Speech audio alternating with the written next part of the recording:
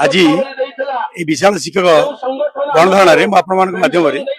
ओडावासी एवं जनसाधारण तथा सरकार जनवाक चाहूँगी कि आज पवित्र देवस्नान पूर्णिमा यही देवस्नान पूर्णिमा शिक्षक शिक्षयित्री आज राजरास्ता तार कारण हूँ आज असंतोष शिक्षक मैंने व्यक्त करने चाहूँ 2 वर्ष पर सरकार प्रतिश्रुति पालन करना सरकार गोटे कमिटी गठन करते उच्च स्तरीय कमिटी अध्यक्ष अशोक त्रिपाठी अध्यक्षतार से कमिटी गठन होता तार अवधि जून 6 तारिख सरला से कमिटी रिपोर्ट दे सारे किंतु कार्यकारी न हवा प्रतिवाद आज समावेश आपण मान पाखे कहूँ चाहूँगी जो कथा आपने कहते आज 8टी संगठन सामिल होगी आंदोलन जारी रखिंट बड़ कथाटी हूँ अनुदान योग्य विद्यालय महाविद्यालय गुड़ी को 30 वर्ष कार्य कलापर से शिक्षक कर्मचारी मैंने अनुदान पाऊना से पिला से विद्यालय पिला सरकारी सुविधा पाऊना द्वितीय कथाटी हूँ जो मैंने अवसर नहीं सारे अवसर ना जाऊँगी जो कि 5000 6000 पाखापाखि शिक्षक शिक्षयित्री से अवसर नहीं तो आनवाक शिक्षक शिक्षयित्री मानक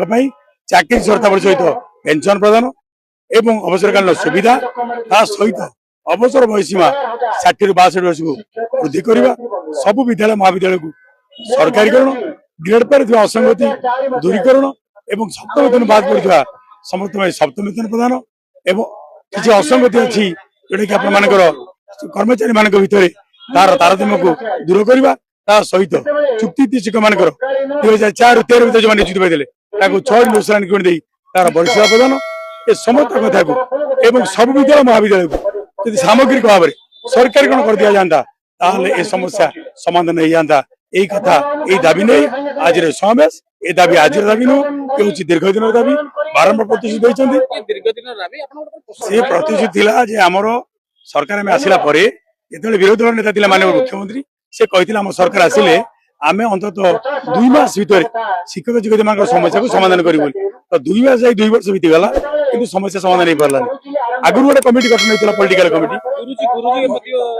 निजे माननीय मुख्यमंत्री बर्तमान जी थे विरोधी दल नेता श्री मोहन चरण माझी सी प्रतिश्रुति देते आम सरकार आसला बेले जे आग प्रथम शिक्षक शिक्षयित्री समस्या को समाधान करी किंतु कार्यकारी न हवा अत्यंत दुर्भाग्य विषय आज आपण कहूँ एक टेलर बोली भावतु कारण कमिटी रिपोर्ट को तुरंत कार्यकारी करूँ आ विलंब नक आज हूँ पवित्र देवस्नान पूर्णिमा ये पवित्र देवस्नान पूर्णिमा यही विशाल शिक्षक समावेश गणधारण मुझे माननीय मुख्यमंत्री माननीय शिक्षा मंत्री हस्तक्षेप करूँ ए समस्या शिक्षक मान समस्या को समाधान करूँ नचेत आगामी दिन में आहरी व्यापक हम और गाँ गली की व्यापी जनसाधारण व्यापी तार शिक्षा मान असंतोष सरकार शिकार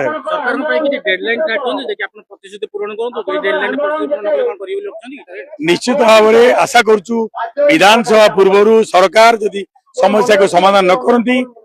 प्रस्तुत आम अगस्ट मसरे एक व्यापक आंदोलन कर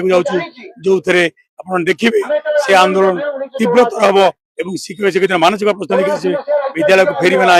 शिक्षक मान समस्या समाधान होला पर्यंत यही राजरास्ता प्रतिवाद जन।